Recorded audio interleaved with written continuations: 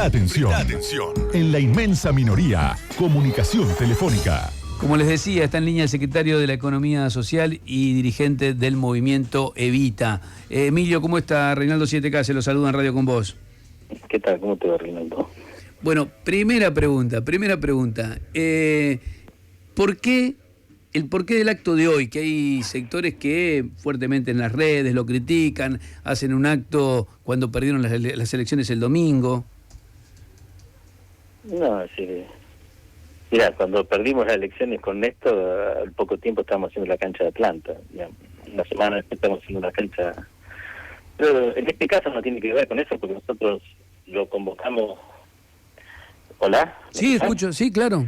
Lo convocamos antes de las elecciones, digamos, ¿no? Es decir, en realidad después del acto de la que hicimos junto con la CGT, el acto del 17 de octubre del 2018, dijimos tenemos que hacer otro acto el 17 de noviembre, que ya va a estar más, que justo el 16 se terminaban los aforos, se podía hacer en los estadios.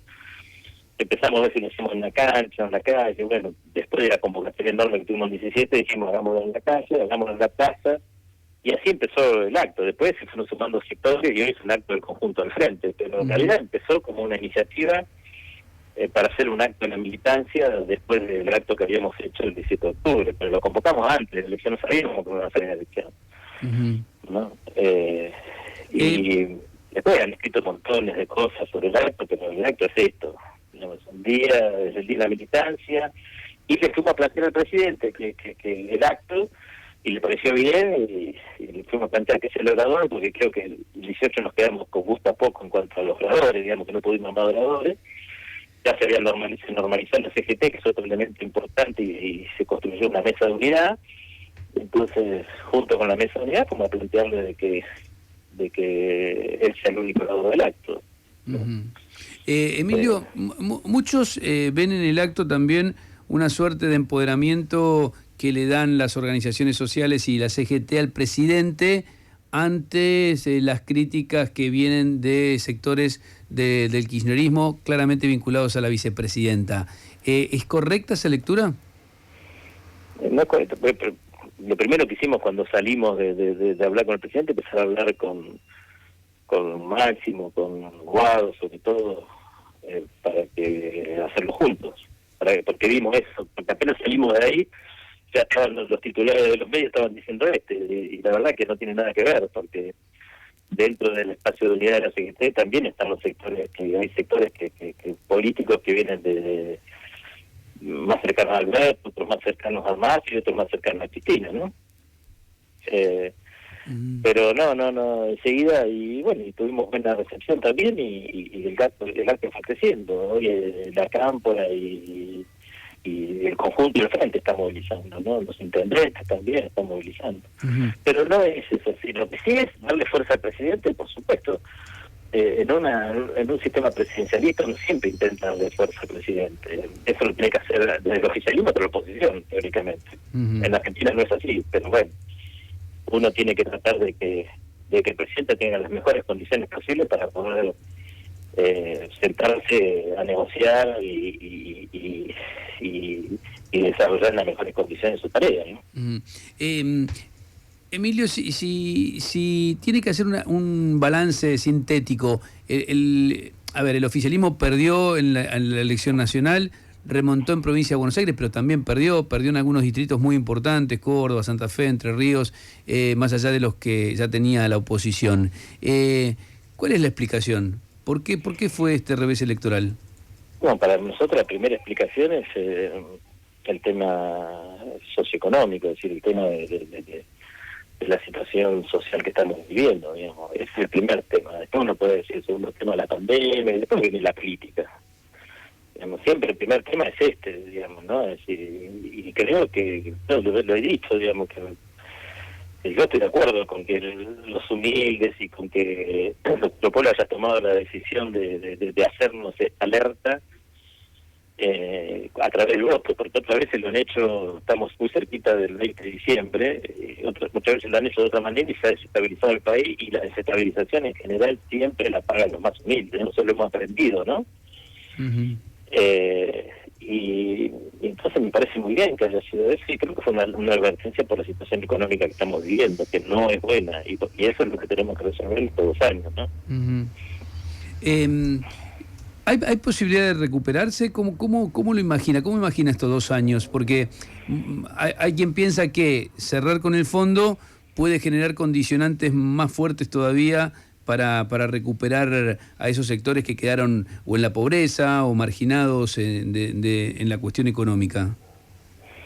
Mira, si el presidente lo plantea bien, me parece a mí, y también nuestra economía, es decir, en primer lugar, hay que aclarar que ya estamos creciendo, este año va a ser un crecimiento muy grande que va a llegar a igualar o superar un poquito lo que fue antes de la pandemia, ¿no? En segundo lugar, es decir, el acuerdo con el fondo, nosotros lo que estamos pidiendo son 3 años llamémosle de gracia, ¿no? No sé, gracia de qué, ¿no? No me gusta esa palabra, no entiendo bien, pero bueno, me gusta. Estamos pidiendo 3 años, ¿por qué? Porque en realidad la Argentina, si uno mira, los 3 años que no tuvimos acuerdo con el fondo, los 4 años de Néstor, que no pagamos, fueron los 4 años de mayor crecimiento económico, ¿no? Fue un promedio del 7% de crecimiento. Nosotros, y Néstor lo decía muy clarito, es decir, los muertos no pagan, para pagar hay que crecer. Y Argentina empezó a pagar después deuda, después de ese crecimiento de 4 años de crecimiento al 7%. Así que yo creo que lo que estamos pidiendo me parece que es una cosa lógica y tiene que ver con nuestra historia, y tiene que ver con la historia de Alberto, porque Alberto era jefe de gabinete, ¿no? Que durante los próximos 3 años no paguemos, y que eso nos permita pegarle un crecimiento importante en Argentina para que después sí empecemos a ver cómo vamos a pagar y de qué manera y cuándo y cuánto. Eso es lo que estamos pidiendo. ¿Y eso es posible? ¿Lo ve posible? Porque en principio parece que son exigencias que el fondo no aceptaría, ¿no? No, eso es posible. Eso es posible. Yo creo que es posible y creo que hay un previo acuerdo en esa dirección, ¿no? Nosotros, cada vez que viene a la nosotros podemos juntar, yo no tengo vergüenza en decirlo, digamos. Hemos marchado contra ellos y también nos hemos juntado, ¿no?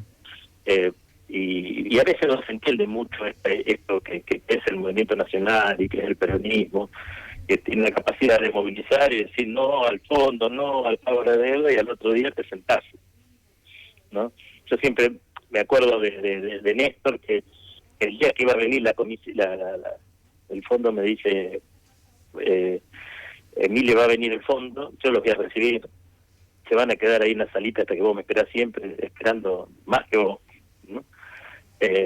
Y después, pero vos tenés que salir a la calle como has salido siempre, a recibirlo como lo has recibido siempre. Y en ese momento organizó una marcha contra el fondo. Y después me llamó otra vez y me dice, Emilio, le vamos a pagar al fondo y nos vamos a sacar de encima este lastre.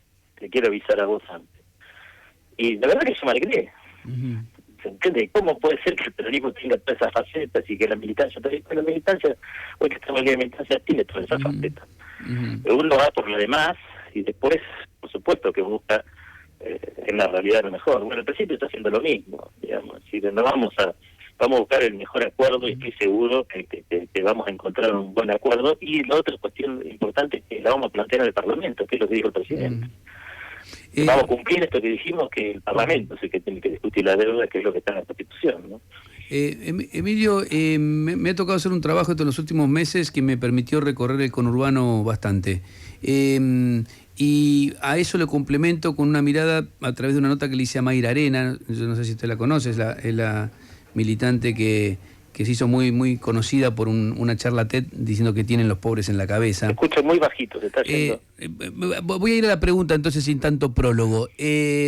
Mayra Arena me decía hace unas semanas que cree que el peronismo desconectó de algunas de las necesidades básicas de la población que la está pasando peor. El tema inseguridad y esencialmente la falta de trabajo. que ella decía, mira, la gente no quiere planes, quiere trabajo. ¿Cree que es así? Y en ese caso, si cree que es así, ¿cómo se revierte? Sí, creo que el peronismo desconectó de los barrios bastante. La política, no el peronismo, ¿no? La política. En los barrios vos encontrás a las iglesias, a la iglesia católica, a los curas villeros, a las iglesias evangelistas y a los movimientos sociales. La verdad que no encuentro a nadie más de la política. Soy honesto. No los veo. El presidente también tomó nota de eso y empezó a recorrer. A mí me llamó la atención, te juro, decir que yo voy al distrito a hablar con los compañeros y me cuentan que estuvieron con el presidente, y yo no lo puedo creer. Y averiguo y le escribo a él y me dice, sí, estuve ahí con esa persona. El presidente, después de la elección, vio también eso, tomó nota de eso y se dio, viste, a recorrer estas reuniones que hizo por ciento, estas reuniones de 40 personas, y hacía 2 o 3 reuniones por día con 40 personas comunes, digamos, para decirlo de alguna manera, no es que no sean comunes, pero gente de los barrios, ¿no? Para conectarse de vuelta con esa realidad, y creo que eso es bueno, ¿no? Pero sí es cierto, es decir, mira, la política cada vez es más representativa, entre comillas, y nosotros buscamos una política expresiva, como dice un intelectual que tenemos, una periodista extraordinaria, que es Alexander Roy, ¿no? Es decir, nosotros somos una política expresiva. ¿Por qué me llevo eso también con los empresarios? A mí siempre los compañeros intelectuales de Levita me ayudan a pensar, digamos, ¿no? ¿Y por qué ahora me llevo tan bien con los empresarios y me siento un totito, me pongo de acuerdo? Y me cuesta un montón ponerme de acuerdo con los diputados, con lo que viene de la política, ¿no? Y porque expresamos algo. Hoy el movimiento Evita ha tenido la capacidad de expresar algo, expresar una realidad, y entonces uno habla de una expresión, de una democracia mucho más expresiva, ¿no? Y creo que el peronismo era eso, era la expresión de los trabajadores, la expresión de los humildes, y dejó de serlo, ¿no? El peronismo fue revolucionario, diría Evita, mientras mantuvo eso. Cuando dejó eso, se transformó en un partido liberal más, ¿no? Muchas veces, en donde vale más una sonrisa, un eslogan, que hacer ese trabajo, digamos, que es difícil, que muchas veces te estigmatiza, porque la gente no quiere ver la pobreza, la gente no quiere, es decir, la política no quiere ver a los humildes. Hoy van a ver a millones de trabajadores y humildes en las calles, y no está acostumbrado a ver eso, es un río, ¿no? que es problemático. Hay una movilización por la inseguridad en un barrio de clase media. Mira, no quiero ser, pero bueno, en La Matanza ha habido muchos. Un militante social fue acribillado hace poquito.